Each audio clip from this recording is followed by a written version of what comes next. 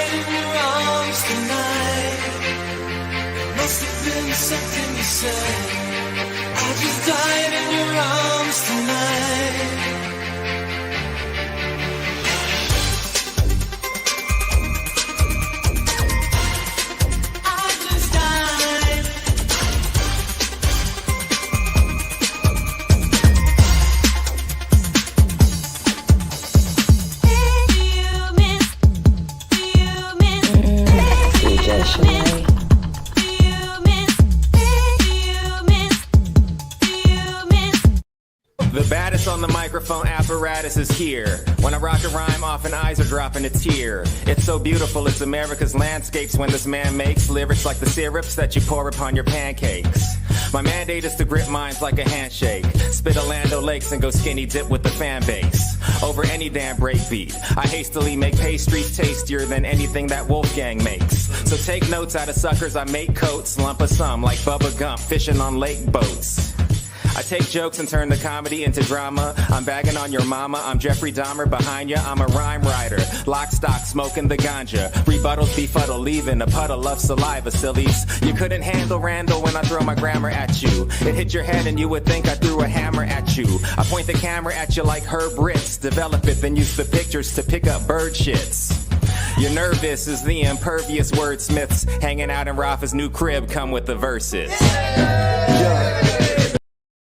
Yo, I just realized for Freestyle Friday, we should have freestyle music as well as a freestyle rap from my man Jimmy Woo. You know what's such a dope verse that he dropped the name Herb Ritz, who's a famous fashion photographer. That's just off the dome, y'all. Speaking off the dome, Jack, aka Mr. Bolo, back again. Say what's up to the good people. What's going on? Happy to be here. Annual Thursday night.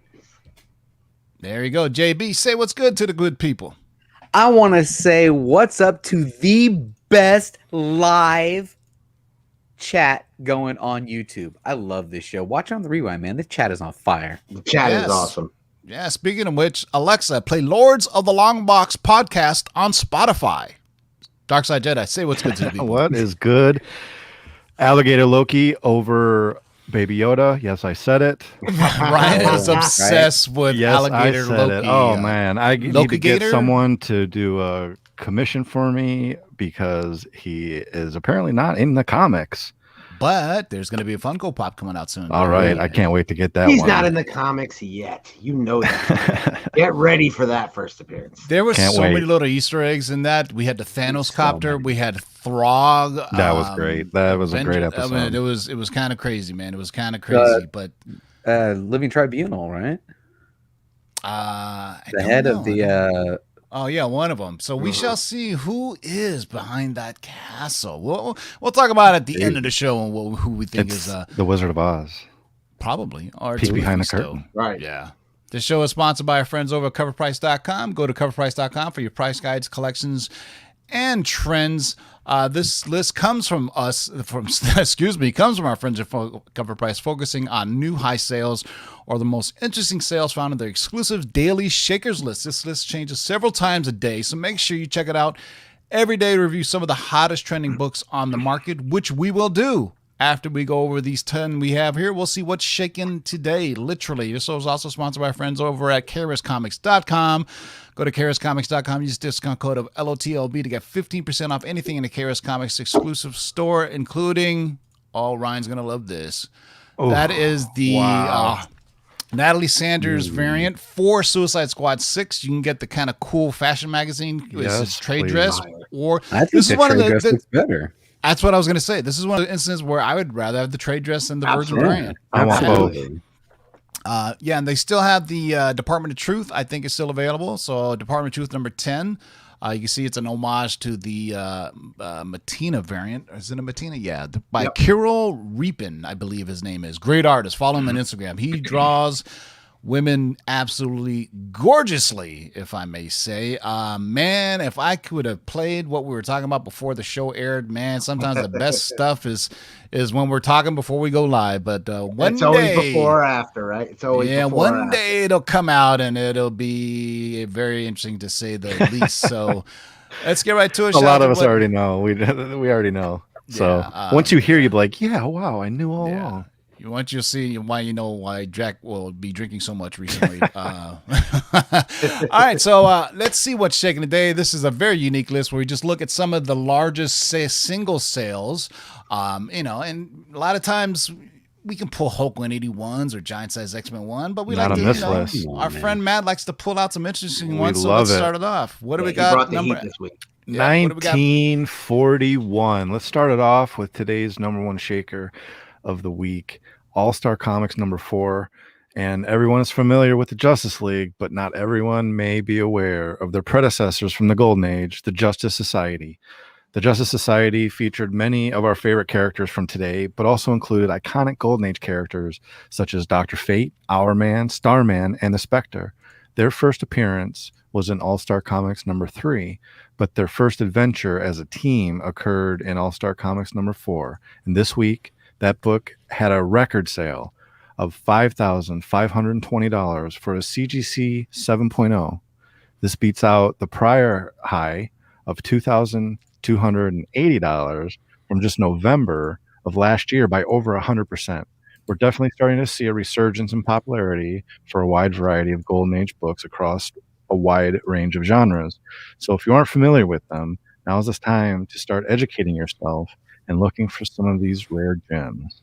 Yeah, I think I love Golden Age. It's my favorite. even I mean, besides even the Golden Age, remember we were talking. What was the guy? There's other kind of copper and because Yeah. they're so old, they've been Well, revamped so many times. But There's, it's what is it? I think platinum is the oldest, right? And then it goes golden.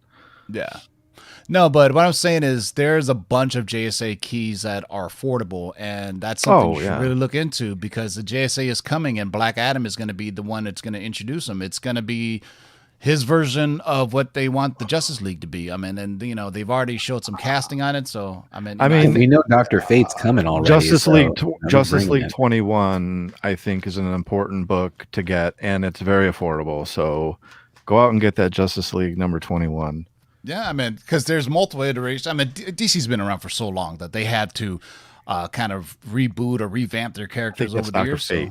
Silver Age. Dr. Fate has already been cast. That's Pierce Brosnan. Yep. As well as what was the guy's name? Commander Steel, or what the hell was his name? I forgot it already. But anyway, we had it on a long-term spec list a long time ago. But I'm really excited that I'm gonna be honest with you. I'm tired of DC with the whole trilogy. Okay, I would love to see. They have such a decades and decades and decades. Nucleon, thank you. Nucleon, and he has a couple other names. But man, the JSA, they can go all kinds of different routes. They need to stop leaning so much on Batman and Superman and Wonder Woman, and and then we look at James Gunn's Suicide Squad. That looks totally out there too. Okay, now Iron Man is very popular, but in 2008, Iron Man wasn't shit. Okay, let's be honest. Let's be honest. No one really cared. All his books were dollar books.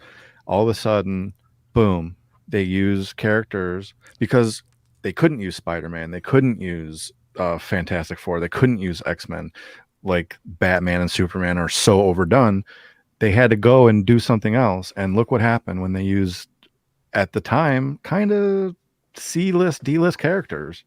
So let's do this with DC. Come on, let's get the D-list characters going. I want to see it. I don't think that's going to happen. They already invested. I mean, I'm just saying. I'm going off of what you're saying by using some of these characters other than Batman.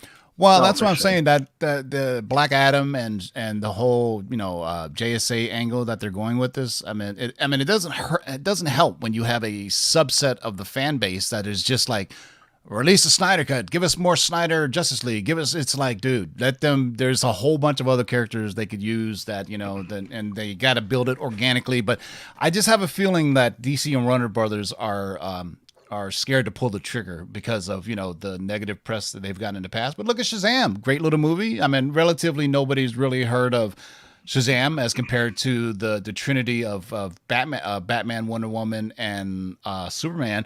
And the Shazam's film was fun. It was fun little film, and now they're doing a sequel, and it's gonna, but it was a fun little film. I mean, he doesn't everything like Deadpool joked in his movie. You're so dark and gritty like a DC. You know what I mean? It's like you could have a little bit of everything, man. You could be dark and gritty, and you can have fun. You could do this, and it's like but it's almost like they put all that on the CW, and then we find out that CW is kind of the kiss of death for spec, right? But I think HBO Max, we'll see if HBO Max will do the same thing that Disney Plus has done for characters, since it's kind of a new horizon of speculation now, because in the past, Netflix did a little bit something, but, it didn't do it much. Yeah, but no one's specking on Golden Age books. Yeah. I mean, but there's so like I already. said, there's modern iterations of the Justice Society as well. So, I mean, that's the good thing is they've been around so long. They've retold the story a ton of times, and there's been different teams, different members, like, Atom Smasher, right? Atom Smasher. Well, what's the Jeff Johns Justice Society of America #1 where they're all on at the table? Isn't that like a first appearance? Yeah, Atom Smasher's first appearance was from the Copper Age, and he's going to be in the Black Adam film. So we'll see, man. So, but there's still affordable books out there for these kind of Golden Age characters. Well, the thing about DC is they didn't really explode in the Bronze Age with creating new characters like DC. Well, what's interesting about DC books is that the Golden Age books are almost untouchable for a lot of people. You get this. That's why you get a lot of Silver Age first Penguin, Silver Age first Scarecrow. Those are expensive too, though. Yeah. So but they're way less expensive than their Golden Age counterparts. I think the fertile ground right now is Bronze Age. Like if you see like the Bronze Age has become the new Silver Age. if you think about it. Absolutely. Like, Well, yeah, as far as Moonlight. pricing, yeah, for sure. So, all right. So, All Star Comics number 4 from 1941. That's amazing to me that we can see these books from 1940 still hit a 7.0. Man, kudos to you, whoever pulled the trigger on that. I think that's a great deal. But all right, Yeah, what do we got up love next? I love it.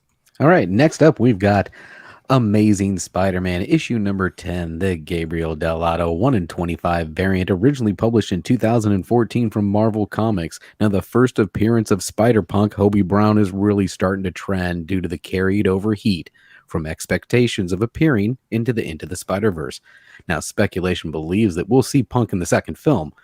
While we still got a way to go before we get any confirmation on that, this 1 in 25 connecting variant hit an all-new high sale of $599 for a CGC 9.8. Pretty damn cool cover, too, man. It's a sweet cover. Who's Dell'Otto. Yeah, this is a 1 in 25 from 2014. So, Spider-Punk. Our man Hobie is on the list. So, Hobie, he's on the rise. It's like I was saying, if Into the Spider-Verse had came out in 2020, it would have, all the spec would have been much bigger than what it was for the time. Remember when Into the Spider-Verse came out, Miles Morales, that first appearance was not nearly what it is now, right? If you think about it. It wasn't until like 2 or 3, I would definitely say a month or two before the release of the PS5 game when the Ultimate Miles Morales book really started to explode. And I don't know if it was because of the game or, this, but, if he ever comes live action, Miles Morales is going to absolutely explode too as well. So I just think it's the timing of some of these films. If they would have happened now where we're in a hyper age of spec. I mean, I wish Smallville came out now. I'd be a winner. I'd be a winner. Yeah. Well, this is a book here too. Like, I see in people in the chat talking about how this connecting set used to be cheap. I have a funny story about this one. When I moved about 2 months ago, when one of the worst things for any comic book collector is when you're moving, because I have 200 short boxes that I had to move. It's like the worst, but I ended up unearthing a lot of things I had forgotten about. And one of them was a long box I bought from a dealer who was like closing up at a convention, and it's a popular dealer everybody's heard of, does a lot of exclusive variants, and because he does a lot of exclusive variants, he had a lot of incentives that he wasn't really doing anything with, and he said, yeah, you can grab whatever you want, 50 cents each. And in that box I have about a dozen of this book that I found that had been sitting unbagged and boarded for the last 6 years. But either way, I was glad to see this book on the list. Tim, this book here? Oh yeah, this book right here on the list, right? This book, this Dell'Otto number 10. For some reason, I thought you were showing one. I'm like, here, put them up. Send it in to CGC, and 6 years from now, when you get them back, maybe. Now, I have a question. Right. Who is the female Spider Woman with the brassiere and just the mask on in the background there?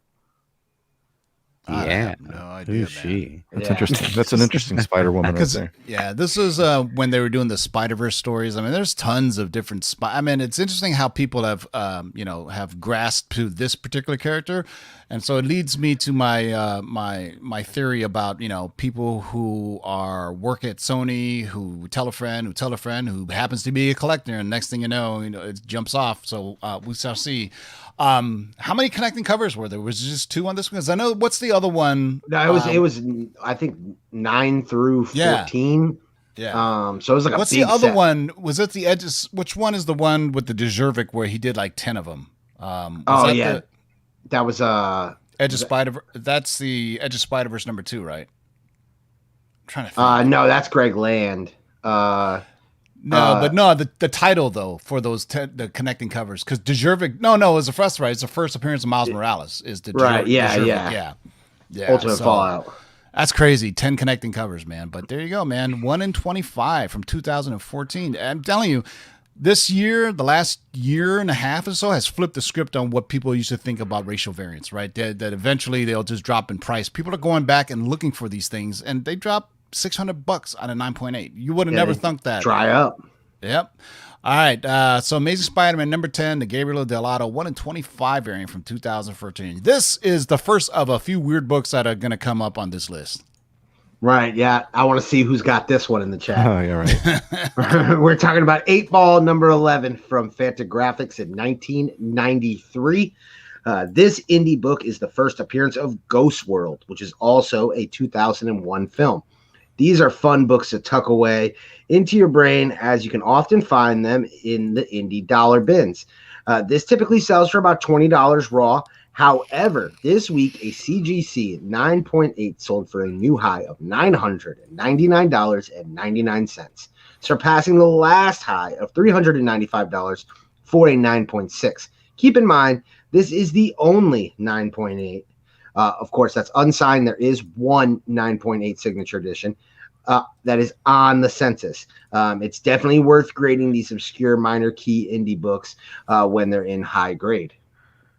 So I remember that book. movie Ghost World with it was that one actress girl, right? She kind of played this homely character. I'm trying to think, because it was a very indie movie based on a very indie comic. You know what I mean? I meant, who remembers Ghost World? I don't know if you guys even remember that. There's so many odd movies that people don't even remember that were based off of comics. Like when Tank Girl came out, the general movie going public, the social media of comic books now was not around when Tank Girl came out. If you remember, how about 2001 Ghost World? Features Scarlett Johansson. Yeah, there you go. There you go. Man, that's a young Scarlett Johansson. There was another comic book movie I had no idea. It's called Parker with Jason Statham, and that was a comic book movie. I had no clue. Yeah. Well, if you think about what was that? The film with I want to say The History of Violence or something like that. Yeah. There was also the one with Tom Road Hanks. to Perdition. Road to Perdition, all based off of graphic novels. Yeah. Alan Moore. Yeah, absolutely. Can you just imagine if those were to come out now? I mean, and people, because we've seen people just buy. I'm buying Thundercats. I'm going to buy GoBots. From Hell with what was it? Was that Johnny Depp? Yeah. So just imagine if those were to come out now in the hyper age. I mean, just to think about if Men in Black were to come out now, the first one, and the people trying to find that comic. What was that Sean Connery movie? Gentleman. The League of Extraordinary Gentlemen. Yep, Yeah, it's a DC comic. That one was pretty well known. I mean, that one, so that one had a long run. But these other small, little obscure indie books, it's kind of amazing. But we go from 8-Ball number 11 to even a weirder one. Nintendo Power number 1. This is the sample edition. And we all know this is not a comic book, but it's definitely highly sought after by comic collectors. Nintendo Power number 1 has been hitting big price jumps lately, as seen by this week's big sale of $900 for a CGC 6.0. Granted that this was for the rare free sample edition. The free sample edition was rumored to have a significantly lower print run than the free poster edition. The differences are the sample edition is labeled as Premiere Issue 1988 on the cover and on the spine. In the star, it notes free sample. This edition was reportedly sent out to the Nintendo Fun Club members. The free postered edition is labeled July or August 1988 on the cover and also on the spine. The yellow star reads free poster. These were not the copies you could pick up on newsstands or order by mail. Right now, collectors have not necessarily given a premium to one over the other. However, the standard free poster edition had a massive sale earlier in June at $2,500 for a CGC 8.5. So collectors are grabbing any copy they can, and prices are increasing. 6.0 for $900. So for those who haven't been paying attention, and we haven't really delved deep into the new investor that bought out CGC, but when we first talked about it, I said, look, I see it totally where this is going, man. They're going to dabble into the other worlds of grading and not just comic books. You don't put that much money into a comic book grading company to just grade comic books. So sure enough, they announced today they're going to be grading video games. Wait a couple more weeks, they're going to announce they're going to start grading video cards. They see a need because these other places are getting slammed to where they can start doing it too. Oh, yeah. And, and the new money they're putting into this is they're going to hopefully be hiring new graders as well for comic books. But they're not stupid. They see what's going on in the collectible industry, and why just limit yourself to comic books when you could grade video games? Because I mean, who does the video games? WATA? Is it WATA? Yeah. Is that Yeah. So WATA and PSA are like the preeminent ones for respectively video games and for trading cards, I guess, for lack of a better word, mostly sports cards. But remember, there was that whole thing about the Marvel cards. That we went through that phase when people would go ripping open X-Force Zeros to find their Deadpool's rookie card. Deadpool rookie. Yeah, it's still a red hot card. It's just really people realized quickly, man, it is next to impossible to pull. Oh, here's the other Rick and Morty one that they were talking about on here. The homage. Yeah, that's dope. So it's an homage. This is the homage to this. So if you can't get that one, get this one. All right, what do we got up next? This one's cool. All right, next up we've got another Golden Age book. Right? Look at those legs. Look at those legs. The Phantom Lady number 22, originally published in 1949 from Fox. Now, thanks to the recent Promise Collection pedigree sale that occurred on Heritage in June, there has been a significant amount of attention brought to the Phantom Lady run of Good Girl art books from the late 1940s. The covers from this run are credited to two of the juggernauts of the Good Girl art genre, Jack Kamen and Matt Baker. And this Kamen cover saw a massive record this week with a CGC 6.5 selling for $5,760, beating out the prior high of $1,800 from June of 2018 by over 200%. Wow. Now, all of the books from this run are extremely in demand and very expensive, and this has been exasperated by the recent $456,000 sale of a CGC 9.6 of issue number 17. Jesus. So, if you're looking to pick up one of these books, get ready to dig deep, because they aren't flying under the radar anymore. Man, wow. That's awesome. Fun fact, the term good girl art, which is basically sexy women on comic book covers back in the 30s and 40s, was coined by the American Comic Book Company from their mail order catalogs from the 1930s all the way up to the 1970s. For those who really want to dig deep into like good girl art genre, other guys are Bill Ward, and the really interesting one is a dude named Matt Baker, who was the first African American to start working in comic books in the Golden Age. Awesome.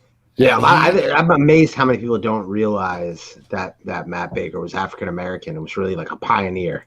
Yeah, I mean, if you want to go out and seek his art, and that may be a great thing for collectibles as well. Because first of all, I think back in the day they just drew women a lot more. How do I say this? Classy? I don't know. I don't want to say. Yeah, I don't want to say women nowadays look trashy, but there's an aesthetic to a pinup girl, I guess is what I'm saying. I really dig 1940s and 50s pinup art. Take this and then take Adam Hughes, Catwoman. You know what I mean? Like this. Yeah, it's similar. It's similar. But not really. Like Matt Hughes or I keep saying Matt Hughes. That's UFC. Anyway, go ahead. All right. Thank you for you're welcome.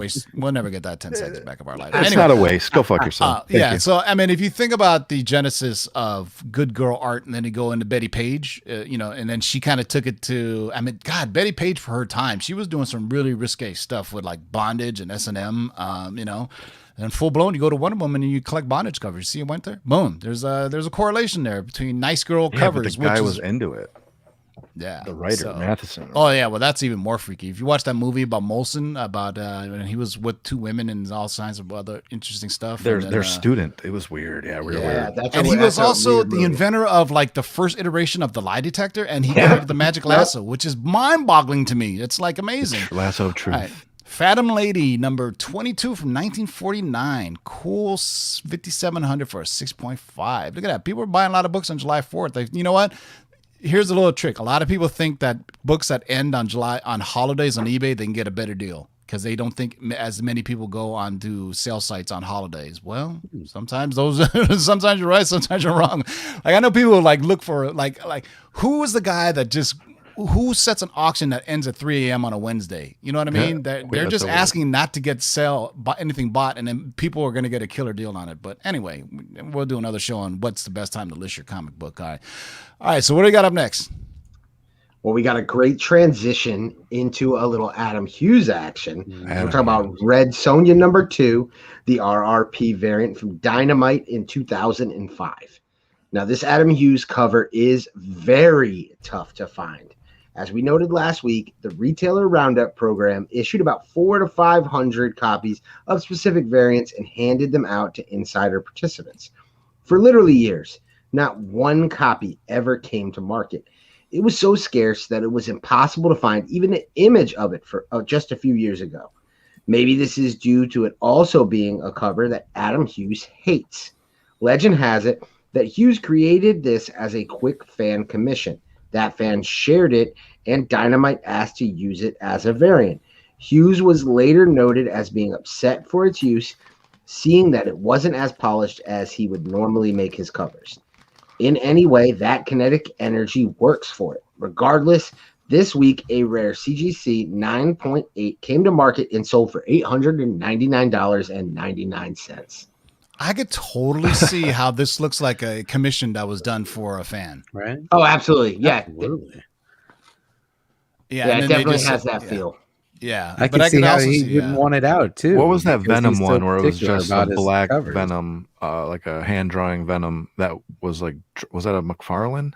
No, that wasn't hand drawn. That was I think what Marvel did was they took the first appearance of Venom that was in like ASM. I want to say it was the cameo of him on either ASM 299 or 300, and they just put it on the cover without like McFarlane getting any credit for it because hey, it was an old. They just basically took what McFarlane drew in the inside pages of Amazing Spider-Man and put on the cover. And then it was an all-white cover with just Black Venom on there. And then they made it like, I want to say, Jack, help me out here, if it was a 1 per store variant or it was a really high ratio, like 1 and 100 or maybe 1 per store. But yeah. But yeah, McFarlane was not too happy about that. But hey, man, what are you going to do? You know? Hey, got to make money somehow. But you know what? Speaking of Todd, we're looking out for you, Todd. You're on the list. There you go. This is Spawn 230, and we've well covered the massive market heat that Todd McFarlane's Batman 423 has had. And a lot of that heat comes from not only Todd's enormous fan base, but also due to this cover being an early Spawn prototype. It only makes sense for Todd to homage himself with this inspiration on his variant. Its new high sale of $730 for a 9.8 is no surprise as Spawn books keep going up and up. And to us, this may be one of those must-have covers. The shocking part is that it took 230 copies to actually get this homage. I mean, Spawn and capes and Batman and capes. It's the capes, ladies and gentlemen. Todd can draw a cape. If you don't look like, if you just take a quick look on it, you'll think it's the Batman book, right? I mean, I did at first, and I'm looking at Spawn. But like Matt was saying, Todd loves to homage himself, so it's funny that it took 230 issues for him to do an homage to this one, which this is his first Batman variant was this Batman book, and then later on I think he did the detective run, right, where he did 3 of the 4 covers. I'm trying to remember because the Batman one is there was a first and second print of the Batman variant or the Batman cover. I don't remember. Was it in the notes? What number? Yeah, it's 423. 423 is the Batman. So Batman 423 was the first time that he did a Batman cover, and then he did obviously that detective run where I think those covers were absolutely sick. Even the Alan Davis cover for that run was pretty. That's the dope. one where he's hanging over the tombstone with a gun. Yeah, and then the Alan Davis cover has like the shoulder holster of Batman holding a gun. That entire run, though, we never wish. At a time, those books were not hot at all, but it's like anything Todd Spawn related is just blowing up. So good for you, Todd. I'm sure you need the extra coin. Spawn issue 230 from Image from 2013. People going way back on. You know what? I would totally get this slabbed as well if I had a nice copy of it. Yeah. Oh yeah. I think I still have the top 9.8. I have the Batman one. I mean, now I need the Spawn one to go with it. Shit, man. So there you go. All right, what do we got up next? Speaking of stuff that's coming out really soon. Or recently, right? Tomorrow or tonight. Yep. Next up, we've got Taskmaster issue number 3, the Shane Davis 1 in 25 variant just published this year from Marvel, and often new variants hit the market hard, hitting high prices right out of the gate. Then a few weeks or a month later, comes back down to ratio prices. Well, not this one. This Taskmaster 1 in 25 was immediately hot due to it containing the first appearance of Taguchi and the first reference of the Tiger Division, whom had their first full appearance in Black Cat Annual last week. However, just on its own, it's a fantastic cover. Regardless of how you look at it, it's a great book to chase down if you can, though this week's new high raw price of $301 may have pushed this well out of collectors' wallets. What do you think of this one? So mad because I mad. At the store. I bought 4 copies of the regular cover, right? Because I knew about the first appearance. This is when being on the West Coast really helps out because people on the East Coast were like, "Hey, man, this book is selling out." So when I got to my shop, there was like 5 left. I bought 4 of them because I didn't want to be total dick. I left 1 for the next person. I even told somebody, I go, "Oh man, get this! It's the first appearance of this Korean superhero." And then I realized there was a 1 in 25 variant, and when I was looking for them, they're only like $60-$70 on eBay, you know, but now it's like 301. Good Lord. But at least I have the regular cover. So if it ever jumps out, but you know, I mean, this is right now we got, you know, Taskmaster possibly at the height of its level. I mean, you know, I haven't seen Black Widow. I'm seeing it tomorrow. So we'll see if Taskmaster continues onto the MCU. No spoilers in the live chat, by the way, if you saw Taskmaster today, or some people saw it last night, but it's today it's opening all wide theaters, right? But they started like 5 p.m. There was no early showings. I looked at it. I'm going to see Black Widow tomorrow at 2:30. So hopefully my boss isn't listening at work. But cut out early and see it, man. It's like because I try to, when new movies come out, I like to see them in the AMC Prime theater or at least the Dolby theater. So I hold off my tickets so I get one of those. I want the full sound and the whole experience, the seats vibrating and everything, man. So Taskmaster number 3, the Shane Davis 1 in 25 variant raw dog for $301. Wow. All right. Time for another cover that I've been chasing forever. Yeah, this is a tough one now. Let's talk about The Vengeance of Moon Knight number 1, the David Finch MRRC Virgin variant. And this was from Marvel in 2009. The Marvel Retailer Resource Center, aka the MMRC, is an online retailer resource launched in 2010 that provides first looks and early FOC information and direct access to the Marvel sales team. They provided their participants with special incentive variants to sign up and use the system. It's unknown how many were made, but it's reportedly very low. It's truly one of the rarest variants known and is quite elusive. There are currently only 7 copies on the CGC census. 4 are 9.8, 2 of which are signed. This book has been out for 10 years and only 7 copies have been graded. Moon Knight has a large fan base, and that has only escalated over the past 2 years. When one of these comes to market, it does not last long. With that said, this week's new high sale of $5,000 makes sense. God damn. Sorry. Yeah, right. This will surpass the last 9.8 copy sale in April of 2018 for $2,100. This cover is tricky too. It uses the same David Finch cover art as the 1 in 20 retailer incentive. The only difference is the 1 in 20 has the trade dressing, which is the Moon Knight title, at the bottom and the variant logo in the top right. This MRRC variant has no trade dressing and the variant logo at the bottom left. Good luck hunting for this. Hopefully someone owns this and didn't even realize it. So wow. I'm a big fan of David Finch's run on Moon Knight. So I was collecting as well as Stephen Platt as well. So I have this one. I have the regular one. And then when I started researching this like 3-4 years ago, I found out about this variant. And very rarely did it ever even pop up on eBay. And you could tell because at first you just like, oh, it's just a virgin variant, right? And then when you start reading more about it, you're like, holy shit, this is a thing as a ghost. But This is called the perfect storm of modern collecting. This is a pretty scarce variant. New show coming out. Great artist. put them all together, put them in a pot, boom. Because Bam. it's also the spillover effect. People have been priced out of Werewolf by Night, 32 and 33. People have been priced out of Marvel Spotlight number 28, which is his first solo series, and even priced out of his first like solo series where it's named Moon Knight #1, right? I mean, but there are some great, absolutely great Finch work that he did. Besides the Stephen Platt run, which also has some great covers, but in modern times, because Platt is like very 90s, but in the modern run, I 2009. love Platt, Yeah, oh yeah, I love Platt. I have multiples of that.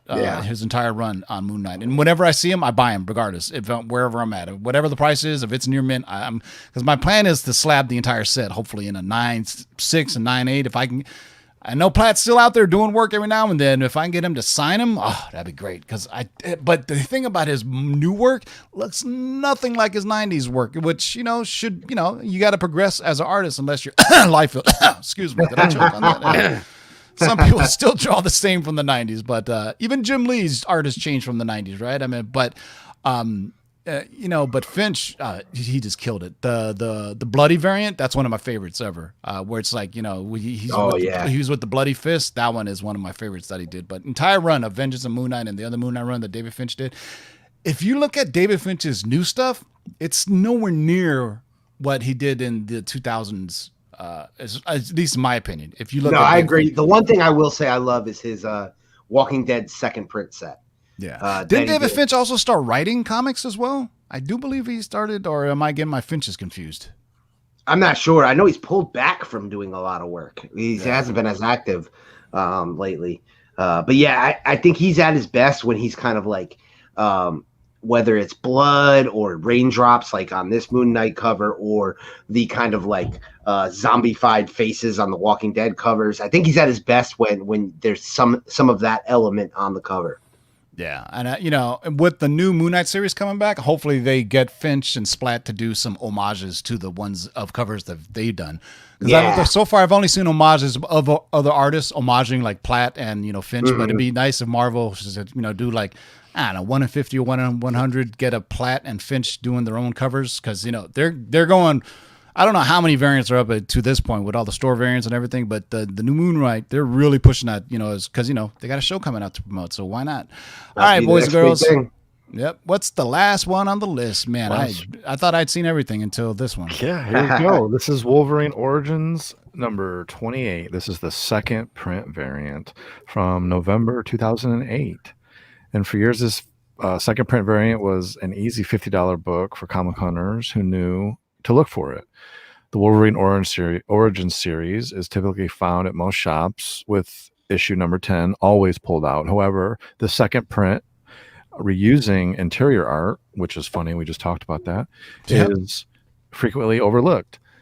It's one to put on your radar, as it sold a CGC 9.8 this week for $624.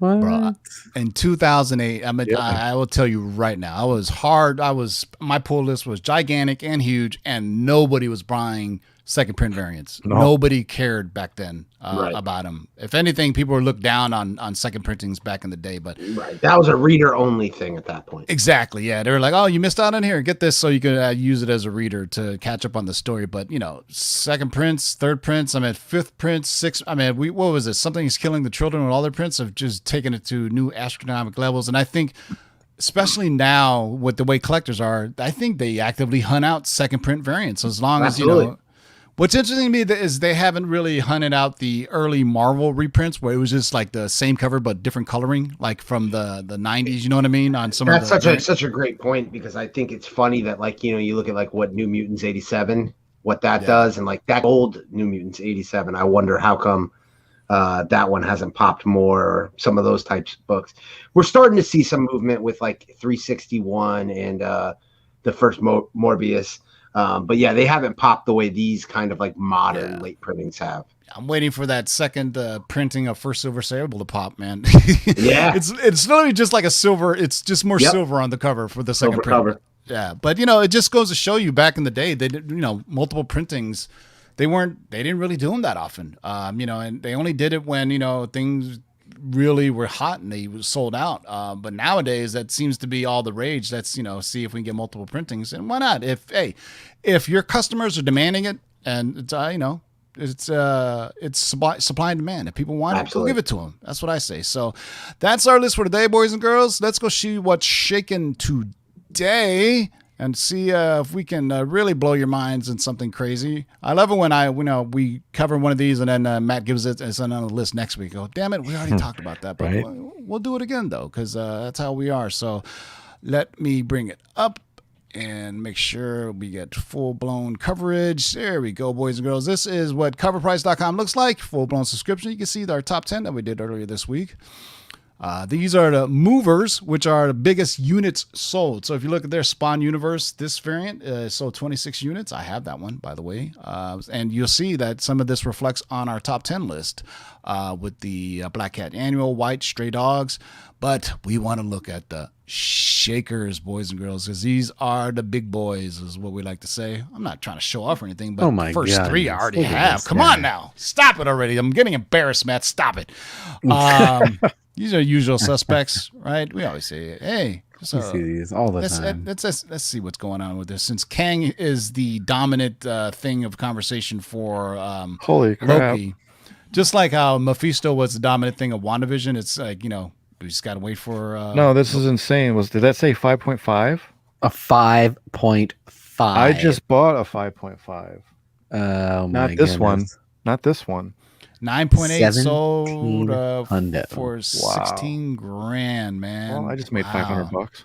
Wow. So 5.5 for 19.99. I bought a 7.0 before the official Kang announcement, so I'm feeling good about my investment. There you go. Oh, look at that. Ultimate Fallout continues. I think this price It's is dropping. Dropping and dropping. Is this the first print? Yeah, first print Yeah. for Miles Morales. Let's take a look at some of the sales data on this. It's dropped. Look at it. It topped out at almost $4,000 and now it's down to $2,500. That's $1,500. Yeah, so if you see, you can see the genesis of this, right? So, right, this is pre PS5, then PS5 announcement, and then Into the Multiverse of the Spider-Verse sequel announcement, and it broke $3,000. It went all the way to $4,000. Now it's settling in at $24.99, $23, $24, $25. So, like we always tell you guys, there's peaks and valleys on when to buy and when to sell, right? Best time to buy or sell, trailer drop, news drop, actor being cast, something along those lines.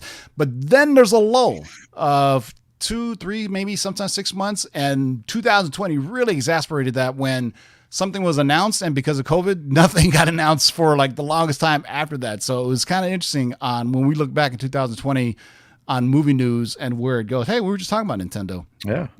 Let's take a look. This is the acclaimed Valiant Nintendo's comic system sneak preview. So this is actually the comic. Huh? Mario, it's me.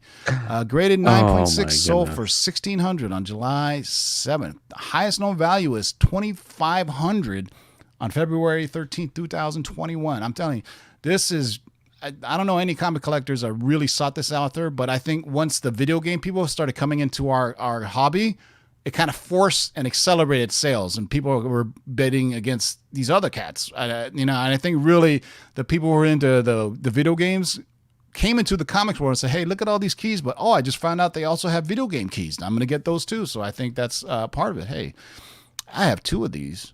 No, I don't. No. Oh, man. I get rid of mine. I have this. We love pre-code horror on here. Love it. So Vault of Horror from EC Comics from 1950. Introducing a Dude, new that's trend so in cool. magazine, illustrated suspense stories we dare you to read.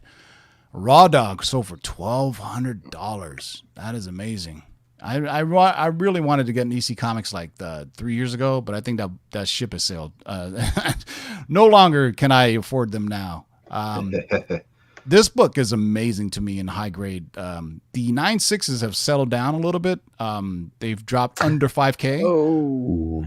But prior to that, I mean, when the trailer came out, a high sale of $5,450, and then right now the last one sold for $4,600. But 9.8s are way up there. Crazy. Somebody got a straight steal for $13,000 compared to the cat who paid $15,700.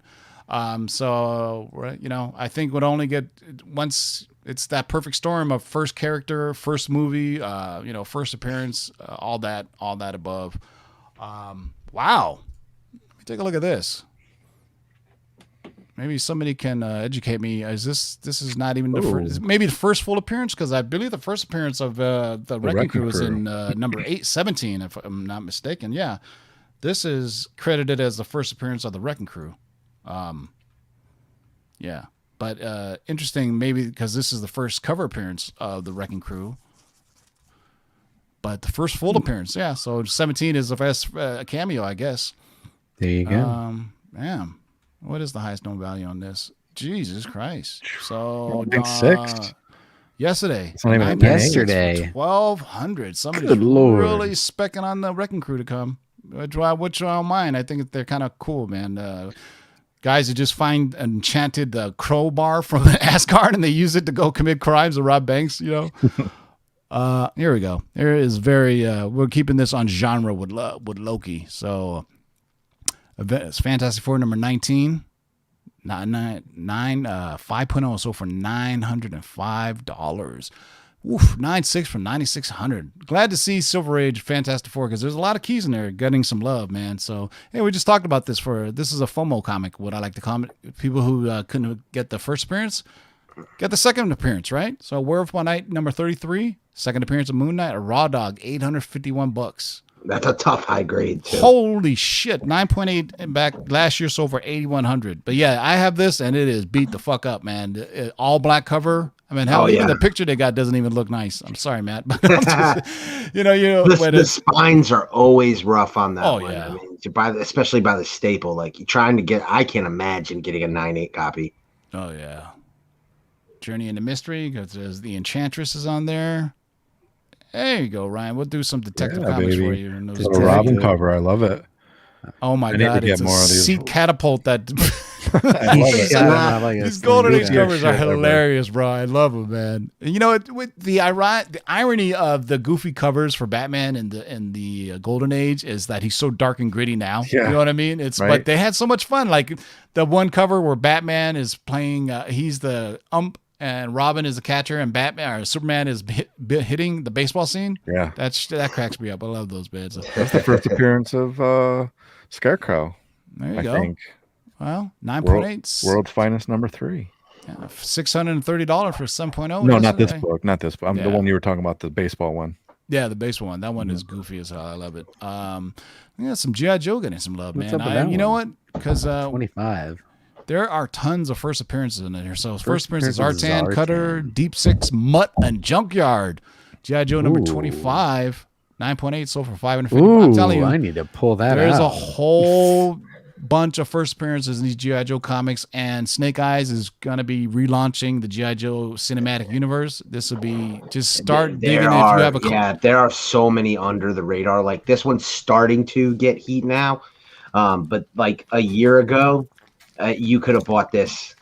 I mean, nobody was checking for this. So you're absolutely right, Tebow. There's so many of these first appearances in these books. The characters that a lot of people really grew up with in the action figures, they're spread throughout the run. Exactly, because there's such a huge roster of characters to pull from.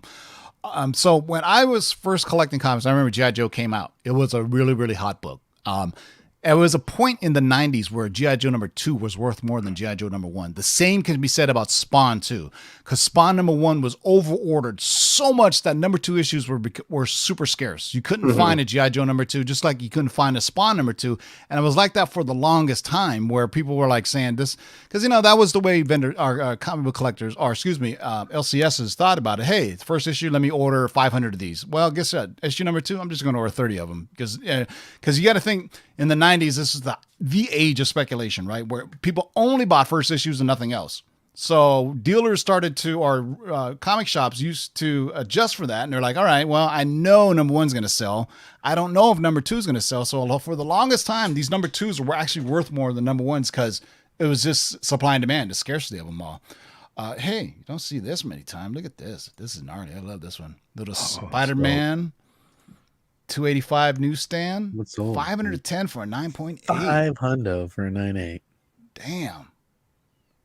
Just a dope cover. Good luck getting 9A. Black suit You Spider-Man. know, I'm seeing. I'm obviously I'm watching a lot of auctions and live sales these days, and I gotta tell you, these black suit Spider-Man covers, even non-keys, there is a real demand out there in the marketplace for these covers. And there was I think Funko released the black suit Spidey. They think is going to be in the movie.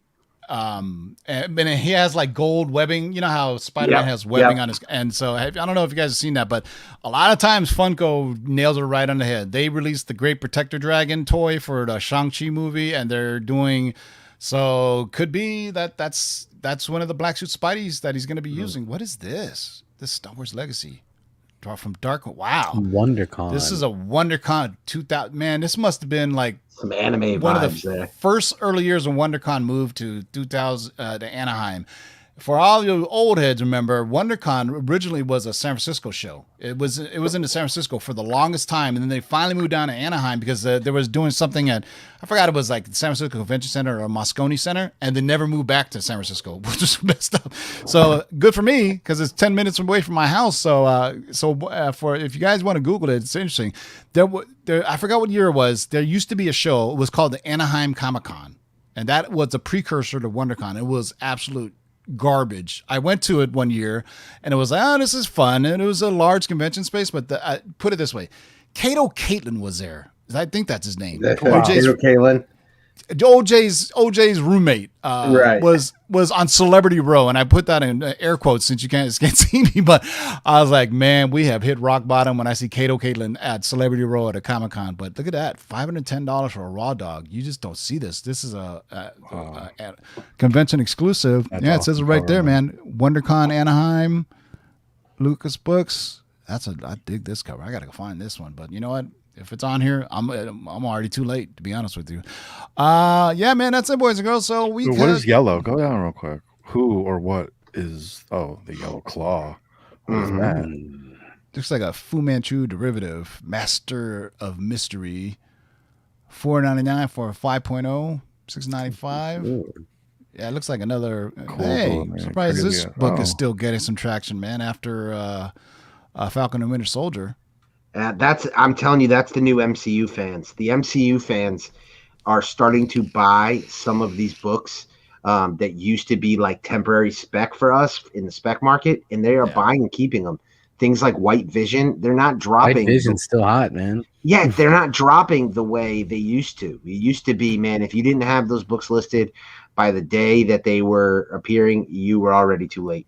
But these collectors are buying these up. That's awesome. If we don't have an end user, there's no point to this speculation game. Yeah. No, I mean, I feel bad sometimes because you're like, hey, I just got this. Like, oh man, I don't know if they're ever coming back, but it's a great book to have in your PC. Put it in that one. But we're talking instantaneous news nowadays, instantaneous sales. I mean, it's just, man, you got to be, if you're into that thing. I mean, that's why I don't really do it. If I have it, I'm happy I have it, but I can't. It's all about timing whenever you sell something like this. It can literally be 30, 40% value that you lose or gain depending on when you sell it, right? Absolutely. It's amazing because, you wait too long, you've lost that window of opportunity. We always say like news drops, we got a director, and especially if casting is a huge actor for a huge role, that's when to buy the time to book. Like when Black Adam, when The Rock said, "Hey, I'm gonna be Black Adam," that should have been your key to go get that the at least the Silver Age, not the Golden Age. So version. way before even that announcement, I just wanted the character. I'm a Black Adam fan. I had issue 28, which is the closest I'm ever gonna get now. But I was on eBay and there was a 3.0, or it was either 3.0 or a 3.5 CGC. It was an auction. I put a bid of, I think, $12.87. I don't know what it was. Over $1,200. It sold for $13. Good luck finding a 3.5 for $1,300 nowadays. That was one of the most heartbreaking losses I've ever had on eBay. I think ISIS is your next best bet for Black Adam. I think ISIS is definitely coming. I've got the ISIS book. the female ISIS. It's Shazam 25. I think they're gonna have to change her name for that exact reason. Well, it's funny. I'm old enough to actually remember the live action show, and they remember there was also I think it was an ISIS animated show that they had. Yep. But I remember the Shazam show where they just drove around in like an RV and van, man. Yeah, that was man. You kids are so spoiled now with all your Disney Pluses and HBO Maxes. Man, we had. And Billy Batson was like 52 years old, and he had. Yeah. I was just on this the other day. I was like, man, in the 90s on TV, we had Mutant X and that Birds of Prey show, and that was it. Do you remember that? I mean, I was never into Smallville. I didn't get all that shit, but I like that Birds of Prey show. The original is terrible. If you try to go back, I mean, it's cool that they went there with the Killing Joke in like the first scene, but it is. That's the only time they showed like the Joker and the Batman is just the opening credits of it, and then you had you had the Oracle in the chair, and then Mutant X was this weird derivative of the X-Men. I think it was based off of Havoc and some unknown mutants that you never had, and it was on before the CW. I think it was called just the W, right? The WB. The WB, and it was on like they had the singing frog. Exactly, and it was like on a Saturday afternoons at 4:00. I mean, that's like the worst syndication ever, right? When you're on like a Saturday. Power Ranger times. Exactly. Hey, thank you guys all for joining us, man. We had a blast going over some of the big shakers on the list. If you like what you see, hit the thumbs up and subscribe. We drop content on here every Tuesday and Thursday, and sometimes Sunday. But I will be, I'll be back on Sunday. But any last words, Darkside Jedi? As always, thank you for joining us on this beautiful Thursday. Enjoy Bad Batch. Bad Batch. If you're on the West Coast, if you're over here on the East with me, you'll see it tomorrow. Black Widow. Yeah, Black Widow tomorrow too. Hey, JB, any last words? Yeah, thanks for having me on. I really appreciate it. Quick update. We're wrapping up, what's going on over here. I don't know why. I'm sorry. I had to interrupt you. I don't know why this guy just joined. But this just in. Otto, any last words? Because you just joined. What's going on, guys? What a great show tonight! I'm telling you, this was fantastic. Listening to my car. I look at my StreamYard and I go, Otto is sitting in the background, like I'm back like. there. All right, guys, JB. how we doing? We're doing great. How are you doing, man? I'm glad good. I'm gonna let you guys wrap up. I'll let you wrap up. Oh, it's much appreciated. Thank you. Go ahead. Otto is normally on the Shaker Show, but he started bartending again, so who knows when he'll pop up. But JB, before you're rudely interrupted by the ball guy, go ahead and finish. No, I just wanted to say, thanks for all the support. We're wrapping up, the treatments over here, and we're gonna get some final scans and see if this cancer is gone. And hopefully, I'll come back to making some content on my channel soon. And if you're not already subscribed to the CovrPrice app, it works just as well on your phone as it does on your PC. And what you got to do is you open up the CovrPrice on one tab and then go get it on your whatnot and watch the dealers you can get up on over there on the comic books that are getting sold. So you use your CovrPrice as a tool and go do some shopping over on the whatnot, because that's the hottest selling little thing going on. Yeah, I mean, CovrPrice is a website, but it works just as well as an app. It works just as well on the app on the phone, man. So don't be scared. I launched it using Chrome, and it works fine. So, Jack, any last words? Oh man, I tell you, it's great that we're back to conventions. It's great that we're back shopping in our LCSs. And now we're going to be back in movie theaters this weekend with that return to the MCU. I think we're back. I'm excited. And it's only up from here, right? I hope so, man. It is. I was just watching news before we got in the air, and I'm just like, uh-oh.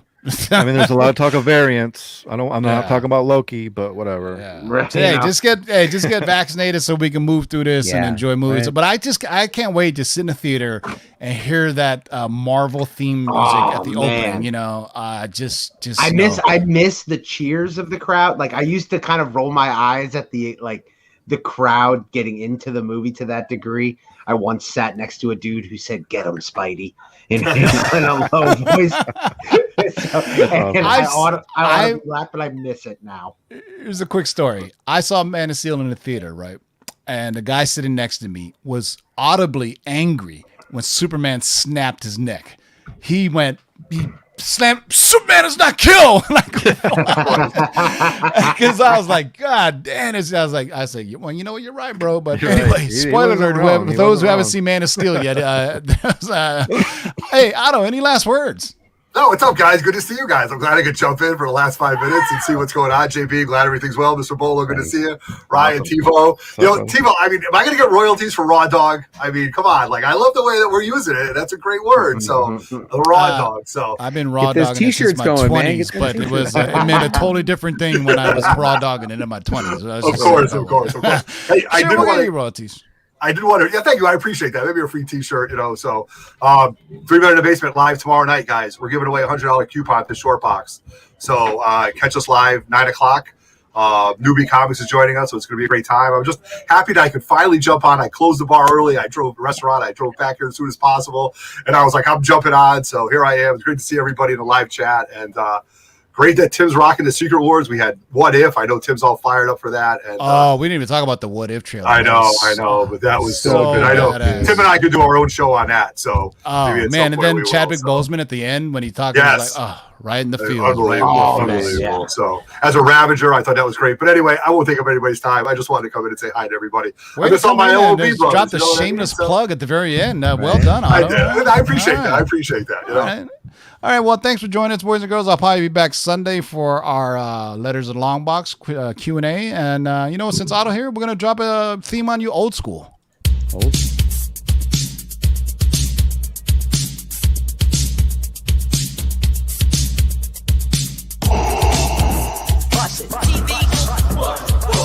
Shake and bake and pull it back. Oh my God.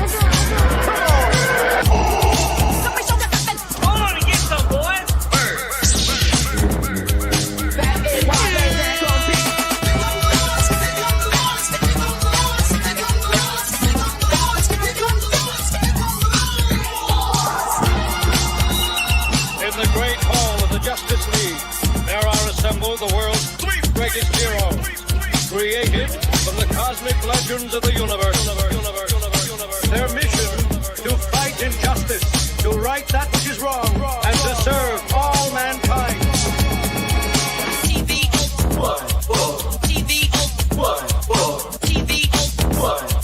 Now that's a name I've not heard.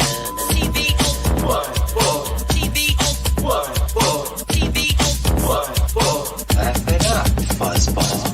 In this, you shall know that the Lord is upright. Shake and bake and pull it back. In this, you shall know that the Lord is upright. In this, you shall know that the Lord is upright. Go on and get some, boy. What the heck is the deal? I'm the best there is. In this, you shall know that the Lord is upright. What's in the box?